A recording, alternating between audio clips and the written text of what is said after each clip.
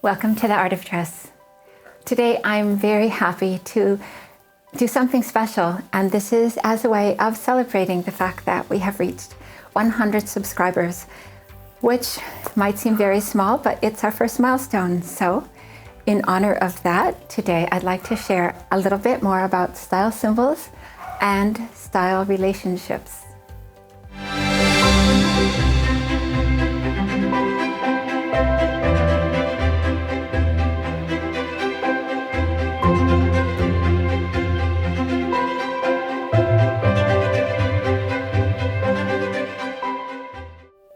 When you look at your family, your friends, people you know who have friends, off the top you might wonder, what do you have in common?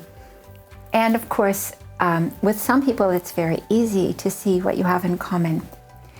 And maybe all you know that you have in common is a friendship or some kind of relationship.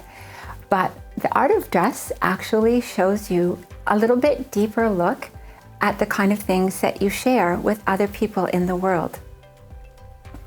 And the first step to understanding that is understanding the style symbols. So in the video clip you just saw, as well as in other pictures of the styles are arranged around the outside of a circle, and sometimes they're also on the inside of a circle. So it isn't enough to know what's going on with the relationships, because before you even do that, you have to understand a little bit more about the style symbols themselves. So when you start with, the very first thing to know about the style symbols is that they are all based on one of the 5 primary shapes. And where do the 5 primary shapes come from? They come from the Platonic solids. So if you aren't familiar with that, you can look that up. But the very first shape is the triangle. And the triangle is the shape for all dramatics, the dramatic family of styles. The square is the natural family of styles. The oval is the classic family of styles, as you might guess. The diamond is the gammon family of styles. And the romantics are the circles. The circles give you the romantic family of style.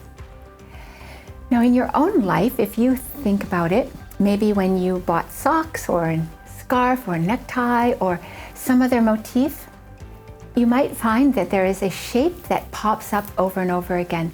It doesn't mean that it's the only shape that you have a liking for, but you might find, and many people find, that they have an experience with this already that gives them some kind of a clue as to what style they already are. I mean, the style you are is the style you are born, and you die the same style. It does not change for your entire life. So if you go back to the same exact wheel, that this is the 3rd version that I'm showing you, but I'm showing, so the style symbols are arranged in exactly the same order, but this time I'm drawing the lines in a different way to highlight the families. So what you see is at the very top, you have the 2 circle styles, the romantics. 1 line down, you see the gammon family, then the classic families in the middle, as you would expect. The natural family is towards the bottom, and on the very outer rim on the right, you can see the dramatic family. So within those shapes, how do they differentiate? So let me show you how that happens. So this chart is just to show you the basic shape and then the different versions. So there are 3 versions, and a more intense version, the elaborate version, a more pure, not that it's a pure style because there's no such thing, but shall we say centered in on itself, the true styles, and then on the right-hand side, the moderated or refined styles. So one of the first things that you notice when you look at the first horizontal line there showing the dramatic family is that the symbol itself, the triangle, is showing you 2 angled lines. And as you've already perhaps heard me say in other videos, of all the lines, the angled line is the strongest. So when you already have two angled lines like this, how are you going to make it stronger?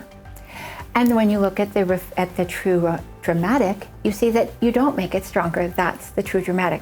But for that reason, there's no such thing as an elaborate dramatic. But there is a refined dramatic, and that's where you have one angled line and one curved line, which is like the beginning, like a portion of the spiral, of the curvature, the double curvature of the spiral. And so what do these styles have in common because of being in the same family? Well, the use of the diamond, of course. The use of the triangle, of course. And then also all the dramatic family, the signature quality is of the signature fabric quality, I should say, is shine. So in the next line, starting with a square, you have the elaborate natural where the angled element is strong. You can see that there. And then you have the true natural where the style symbol kind of comes in on it centers in on itself, forming like a labyrinth. And then the refined natural with the spiral shape going in a horizontal direction this time.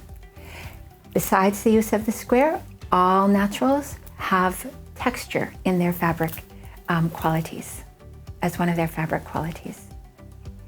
Now you come to the classics. So it's very interesting because the elaborate classic has the double where the angled lines cross in the center, and this is typical for the classics with their the balance of the human form and also the verticality there is expressed a little bit more. The true classic with just the straight line down the center, and then the refined classic where now the spiral is drawn centered and straight. In addition to the use of the oval as a signature shape, all classics have balanced weave in their fabrics where the warp and the woof are basically in kind of an equilibrium, so that no matter how soft, no matter how lightweight, these fabrics hold their shape. So in the terms of the gammon family, the diamonds, for the elaborate gammon, what you see is that the angled lines that are already there open out even more for an extension of the energy and more intense energy. And then for the true gammon, it's much more contained with a horizontal line. And for the refined gammon, now the spiral shape is drawn on the angle. In addition to the use of diamonds, the gammon family, every member has some use of pattern in their fabric profile for more activity, as you would guess. And then finally, the romantics. So the first romantic that you see there, the elaborate romantic, the circle is stretched out a little, and this gives it the possibility of a little bit of angularity. And then you see that true romantic where the circle kind of spirals in on itself. So there is no more spiraled form. There is no refined romantic. And this is how you end up with 13 styles. In addition to the use of the circles, the romantics use softness in their fabric profile. And just one more comment, the circle is kind of a substitute shape for everyone. If, like, you'll find, for example, many women wear hoops just because the circle shape is so compelling and also sympathetic to people, even for other styles. So when your own motif is not available or possible, not that many people use triangular plates, for example, and so you'll find that a circle is often the substitute. Another thing that you can see in this chart is, if you notice, that you can also very easily look at the styles by the elaborate styles, the true styles, and the refined styles. And that is another way, looking at them, that's an ordering of the styles. So there are, I can't even tell you how many orders there are in the art of dress. I've been working on this for a really long time, and that will come. But for right now, I just want to share with you the most common order And this one you've already seen because this is the one that's in the video clip for the intro and the outro. So there's a family element to this that you might not have realized. I don't know how you would, but just if you look at that order, so you start with the two dramatics, the refined dramatic and then the true dramatic. Now, in the next case, what you see is the three elaborate styles beyond that. So you see elaborate natural, elaborate classic, and elaborate gammon. And now you see all the refined styles together in the same order. True natural, true classic, true gammon. And then you see the three refined styles, same order, refined natural, refined classic, refined gammon. And now at the end, finishing up the two romantics, the true romantic and the elaborate romantic. And one more thing about this order is if you use your imagination, you can see that this order basically gives you the art of dress written in style symbols. But I don't know if that's humorous or small coincidence, but kind of fun.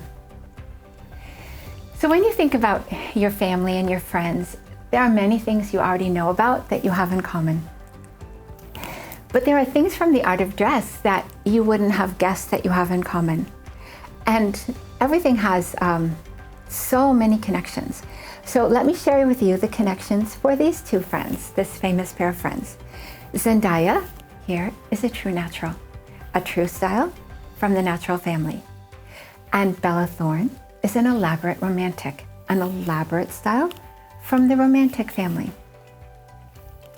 And on the surface of it, what do they have in common? But they have many things.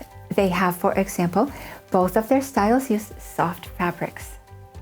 And they both use textured fabrics as very important for them. They both have fitted silhouettes, which is to say, I call it an alpha silhouette that conforms closely to their body. They have light colors and they use light versions of those light colors. They have light coloring. And finally, they also use more muted colors, a muted version of their color palette, you could say. And there are other things too, but that's just to give you an example. So what this is telling you is that with the world around you and the people in the world around you, there are many things you have in common that are identified by the art of dress that you had no idea about, or maybe you knew but didn't really pay attention to it. So the art of dress has the possibility to connect you to a lot more people in many different ways, and also to connect you to yourself, because it gives you a much more in-depth understanding of yourself, because everything has meaning. And then finally, it connects you even more strongly to the world and to the world around you. So thank you for coming to share with me some of my work that's been going on for about 40 years. So as you can imagine, I have a lot to share, and I'm very grateful to you for coming to my channel and for subscribing. And I look forward to seeing you again, either in my next video or possibly you'll come to the website, my website at theartofdress.com. So take care.